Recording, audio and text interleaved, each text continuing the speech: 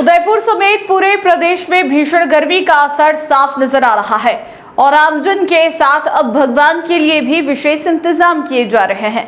शहर के जगदीश मंदिर में गर्मी से राहत देने के लिए अनोखी व्यवस्थाएं की गई है। मंदिर परिसर में श्रद्धालुओं को धूप से बचाने के लिए ग्रीन नेट लगाई गई है। वहीं भगवान को भी मौसम के अनुरूप विशेष वस्त्र और भोग अर्पित किए जा रहे हैं। उदयपुर में जहां एक और गर्मी अपने चरम पर है, वहीं इसका असर धार्मिक स्थलों पर भी देखने को मिल रहा है।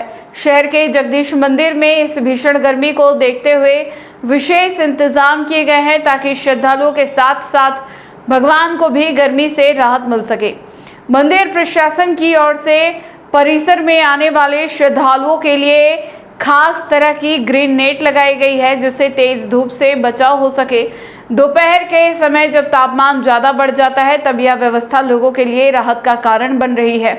मंदिर के पुजारी ने बताया, गर्मी के मौसम को ध्यान में रखते हुए भगवान के श्रृंगार में भी बदलाव किया गया है। भगवान को ऐसे हल्के और आरामदायक वस्त्र पहनाए जा रहे हैं जो गर्मी से राहत प्रदान करते हैं। इसके साथ ही भोग में भी मौसमी बदलाव किया गया है।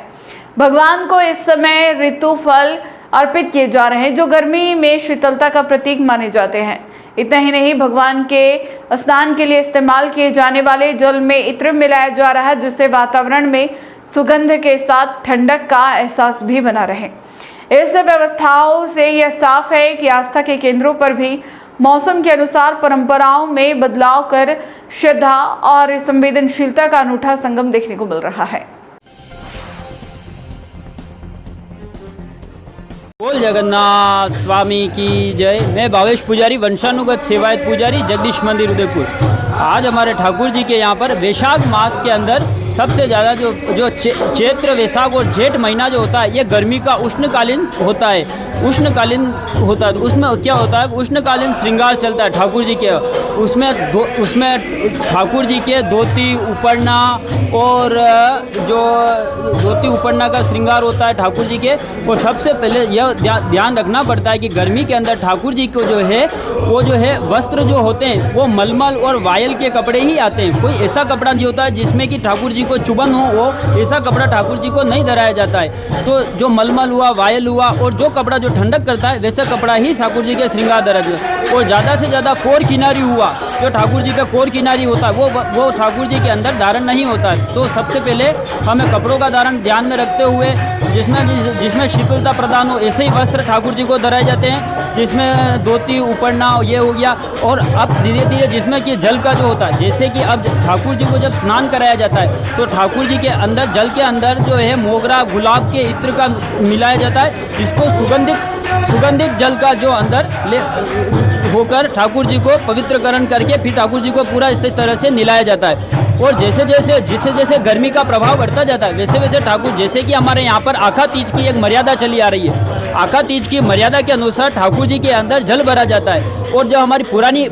पुरानी जो है परंपरा है, जिसमें ऊपर जो है पंखा चलता था, नीचे ठाकुर जी के अंदर जल भरा जाता था, जिससे कि ठंडा वातावरण महसूस होता था अंदर। तो इस तरह से पूरा मर्यादा के अनुसार ठाकुर जी के अंदर जल भरा जाता है। और आज भी यह परंपरा कायम है। अंदर ठाकुर जी के जल भरा हुआ है, ऊपर पंखा चल रहा है, अंदर एक ठाकुर जी की एसी लगी हुई है। तो इस तरह से ठाकुर जी को शीतलता प्रदान हो, और यही क्रम चला आ रहा है। अब धीरे धीरे इसमें अब होता यह है कि अब जैसे कि हम जैसे भोग करते हैं, और सर्वप्रथम हमारी पूजा मान्यता के अनुसार यह क्रम रहता है कि जैसा कि हम जैसा ग्रहण करते हैं उष्णकालीन श्रृंगार के, वैसे के वैसे ठाकुर जी को भी हम अपना धराया जाता है।